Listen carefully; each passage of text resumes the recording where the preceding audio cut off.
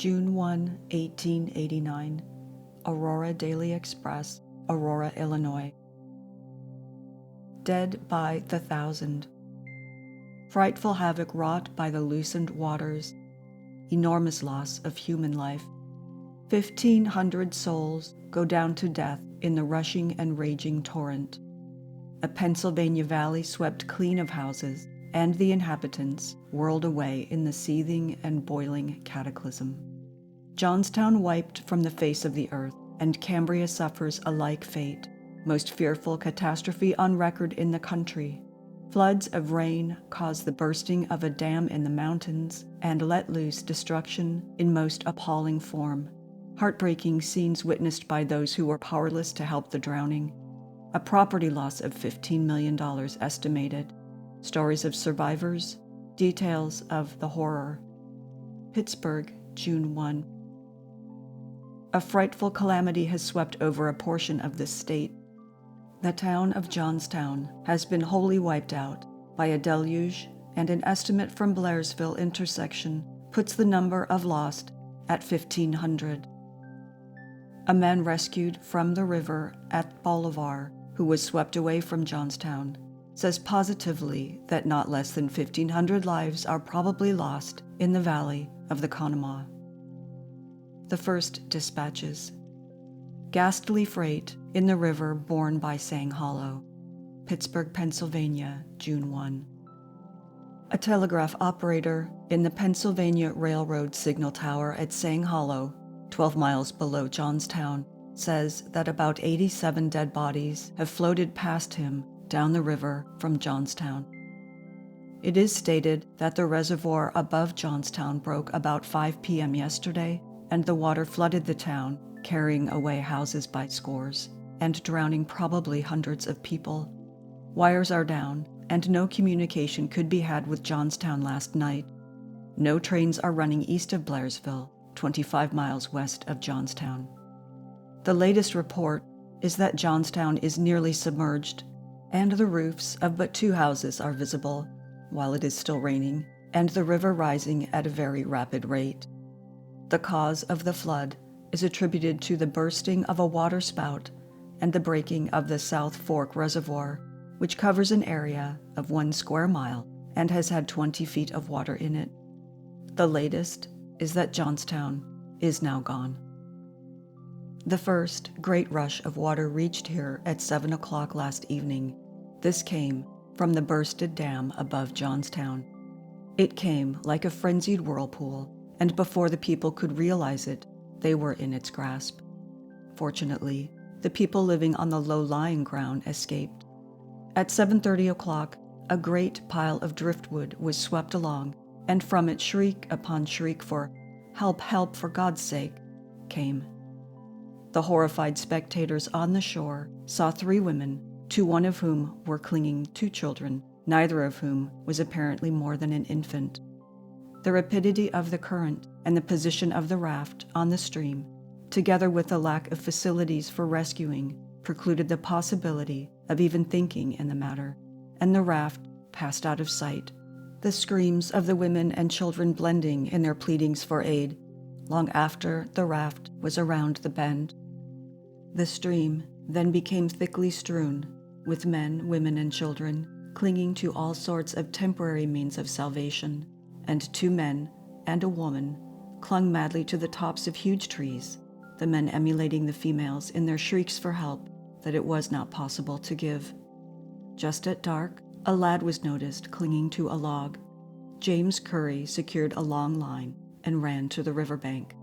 The noose of the lasso fell over the boy's neck and shoulders, and a moment later the drenched, poverty-stricken little fellow was hauled to the bank, all that was left of the family.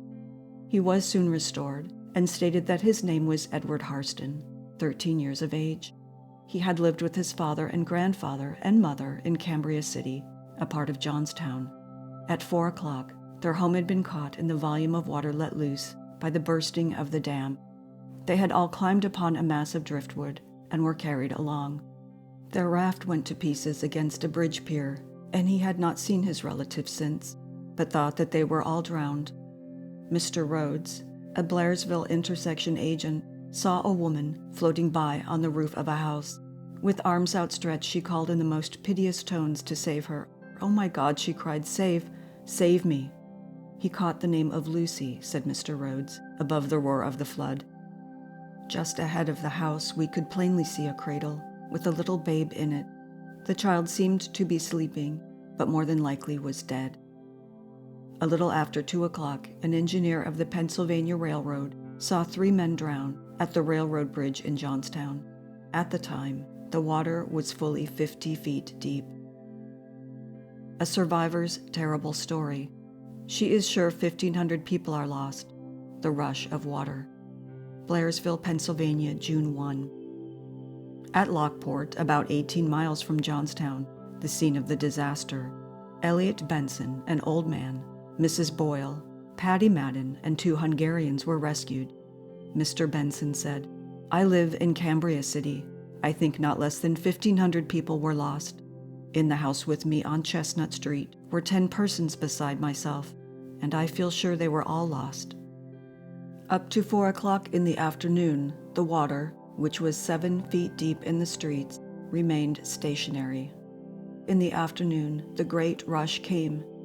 In 15 minutes, the water rose fully 10 feet, and in 5 minutes more, I am sure 50 houses came floating down the streets. There were people in every one of them, and God only knows how many were lost. As they were carried off, the houses were jammed together and against the houses still standing, and in a very few minutes, they were all battered to pieces before they had been carried very far. The house I was in was soon smashed to pieces, and I managed to jump on the cellar door. In a few minutes, I was rushed off into the flood, and when I looked back, where Cambria City stood, there was nothing but a great lake of water. It looks to me as if every house had been raised or covered over. The vast sheet of water was full of floating timbers, roofs of houses, rafts, boards, and other articles. The scene was indescribable. The cries of men, women, and children were fearful. I passed Patty Madden's wife, my son's wife, and a man clinging to the roof of a house. I called to them and bade them goodbye. In a short time, I was caught by the water and turned under. Every once in a while, I got into a whirlpool, and more than once, almost lost my grip on the cellar door. I saw people in the water ahead of me and all around me. Many of them were struck by the crushing timbers and killed outright. They were so badly hurt that they fell into the water and drowned at once. Mrs. Boyle was also rescued at Lockport. The poor woman was moaning and crying and would not be comforted. Her husband and 9 children are supposed to be drowned. Cause of the Cataclysm. Description of the reservoir that wrought the fearful havoc. Greensburg, Pennsylvania, June 1. The reservoir was situated about 18 miles northeast of Johnstown on the site of the old reservoir. That was one of the feeders of the Pennsylvania Canal. It is the property of a number of wealthy Pittsburgh men who constitute the South Fork Fishing and Hunting Club. The sheet of water was formerly known as Conemaugh Lake. It is from 200 to 300 feet above the level of Johnstown and is 3.5 miles long by from 1 to 1.25 miles wide, and in some places is 100 feet deep. It is the largest reservoir in the United States. The dam holding the water in check was from 700 to 1,000 feet long, 90 feet thick at the base, 110 feet high, and 20 feet thick at the top. It was inspected monthly by a Pennsylvania railroad engineer. It is supposed that a cloud burst suddenly, adding such volume of water to the immense amount already accumulated by swollen streams that the dam could not support the strain. Several members of the South Fork Club were on the spot with their families, among them some prominent merchants and financiers. June 1, 1889. Daily Shield and Banner, Mansfield, Ohio. An awful sight. People warned of its possibility of bursting, but too late. The people of Johnstown were warned of its possibility of bursting during the morning, but very few, if any, of the inhabitants took the warning seriously. Shortly after noon, the dam gave way about 5 miles above Johnstown, and sweeping everything before it, burst upon the town with terrible force. June 18, 1889, The Philadelphia Record, Philadelphia, Pennsylvania. Rebuilding the city. 5,500 men at work on the Johnstown ruins. A plan to erect portable houses for the homeless families. Progress on the ruins. Johnstown, Pennsylvania, June 17. A largely increased force of men were at work in the ruins today, and more men are coming in from every direction. General Hastings says about 5,500 men are now at work. Deafening blasts of dynamite were heard at short intervals, and a noticeable impression has been made on the debris above the stone bridge. The 4 Philadelphia fire engines arrived here last night, and today they were kept busy pumping out ponds and foundations. The Relief Committee has decided to erect 100 portable houses to shelter the survivors as soon as the buildings can be received from Chicago. The houses will be 12 by 26 feet and will be large enough to accommodate 6 persons each. Carpenters will begin next week to put the houses together. Each house will be furnished with a stove and utensils, 6 chairs, 2 beds and bedclothes, 2 spring mattresses, 1 pair of pillows, 2 pair of sheets for each bed, woolen blanket, a bureau, a table and tableware. In fact, a family will be given everything necessary to go to housekeeping and told to go ahead now and paddle their own canoes. The object is to start the town toward a rise from the ruins, but as the town is yet in chaos, it is impossible to make permanent arrangements. The grade of the town may be raised. If a man cannot find his own ground now, he can set up his house anywhere and move it onto his land when it is found under the debris. If the houses give satisfaction, the committee will not stop at buying 1,000 of them and building up the town. In direct conjunction with this move at building up the ruined city, General Hastings has purchased an immense quantity of lumber and will next Tuesday commence building shanty stores for those who will set up in business again. Over 100 have already made application. Arrangements are now being made for the erection of a lockup, which, Burgess Hovell says, will be filled as soon as completed with people who have been filling their houses with valuables from the wreckage. Many citizens who have hitherto been considered honest are known to have entered wrecked houses and carried off valuables by the armful. As soon as the Burgess can get his affairs straightened out, he says he will issue search warrants, and every house that is suspected of containing booty will be turned wrong side out.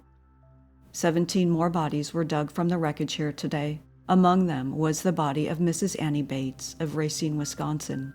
She was a passenger on the Day Express lost on the fatal day. Besides a gold watch and chain and several rings, a draft for $64 and $65 in money were found on her person. She was buried promptly, as were all other bodies found. Among those found were the 3 children of James Clark. They were tangled and entwined about each other and were horribly decomposed. All the others are as yet unidentified. A mass meeting of citizens was held at Alma Hall this afternoon to protest against the further use of the heavy dynamite blasts.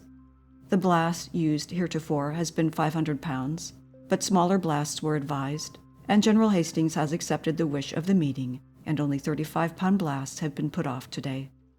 The State Board of Health made a complete tour of the several boroughs today.